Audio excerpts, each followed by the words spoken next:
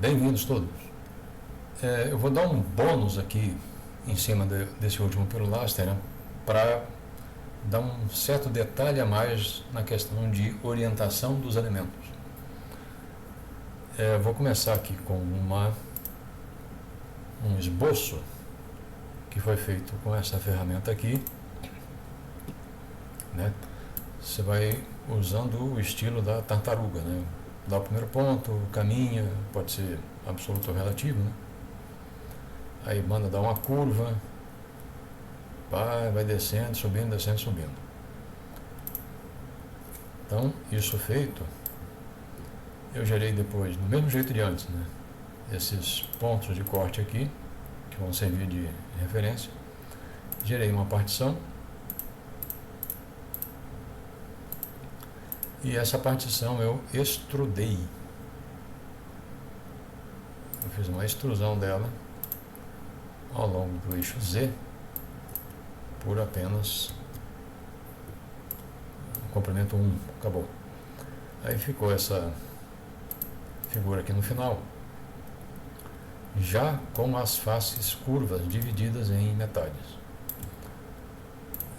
Já gerei aqui as nomenclaturas de cada face, fiz a partição delas, no caso, né? Aliás, partição não, a explosão desse eclatê aqui, estourei em faces. Opa, não, dente, isso. Aí aqui tem faces. Fiz toda a separação, todas as referências. Pelo seguinte, se isso aqui for um material que precise realmente, vamos supor que você pegou um compensado e fez uma dobradura, pegou uma viga de madeira, uma chapa de madeira contínua e dobrou. Então você precisa já começar a orientar para onde estão as fibras. Isso não é direto, não é uma coisa tão direta assim, é melhor ter um pouquinho mais de controle. Então, foi feito isso aqui, a malha foi gerada também com todo quadrangular.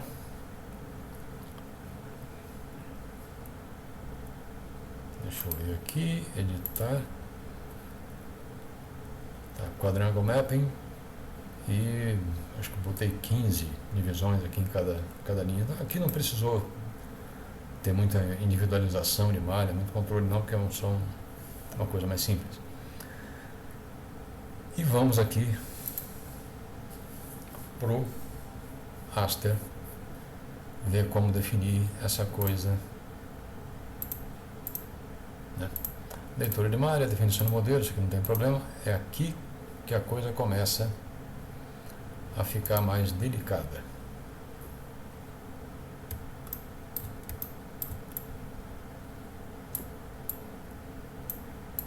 Deixa eu colocar nessa direção. Dá para ver as cores, tá? Apaga todo mundo para começar. Bom, aqui eu coloquei vetores diferentes, né? Sempre sempre com z igual a 0, né? Está sempre no plano XY. Agora, por que eu botei esses dois aqui no plano 1, 1? O vetor ele está apontando nessa direção, ao normal está apontando na direção de x. Então, o meu x projetado está sempre aqui na direção do verde, ao longo aqui da chapa.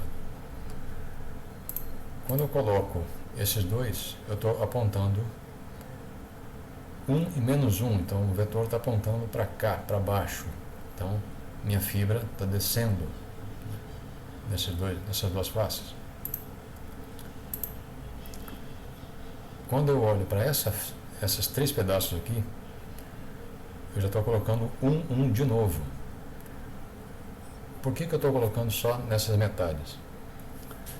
Eu preciso garantir que este vetor de referência aqui não será paralelo a nenhuma normal.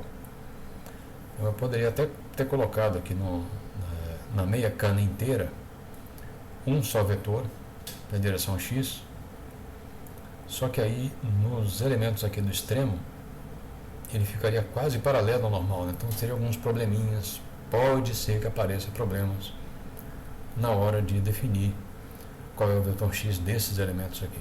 Então, para evitar isso, pego um atravessado, ele nunca vai ser paralelo ao normal nesses três pedaços. E fiz o mesmo aqui, né? Descendo com o 1 e menos 1. Poderia até ter juntado aqui com as outras faces, mas separei, que dá no mesmo. No final aqui eu vou só imprimir um arquivo de conceito, né, com essas propriedades de elementos. Vamos agora para vis, para ver como ficam esses vetores. Aqui eu já li a estrutura inteira. Aqui no caso eu já coloquei com os vetores normais, né? Aqui no filtro de glifos. Vamos ver o replo 1. Que é o x. Também aqui a modificação no range, de 0 a 2, para pegar os vetores com 1. E então aqui os vetores x de cada elemento. Pode ver que eles estão caminhando, né, estão fluindo, sobe, faz a curva, desce, faz a curva, sobe, faz a curva, desce. Está tudo aqui tranquilão. Então, se eu tivesse aqui, se isso aqui fosse uma chapa de madeira dobrada, né, eu já teria exatamente aqui a direção para colocar o eixo longitudinal. E sobrado aqui 3, 2, aqui o y, todos definidos do lado de fora também. Então esse é um cuidado que tem que ter na hora de atribuir as direções, né? Tem que lembrar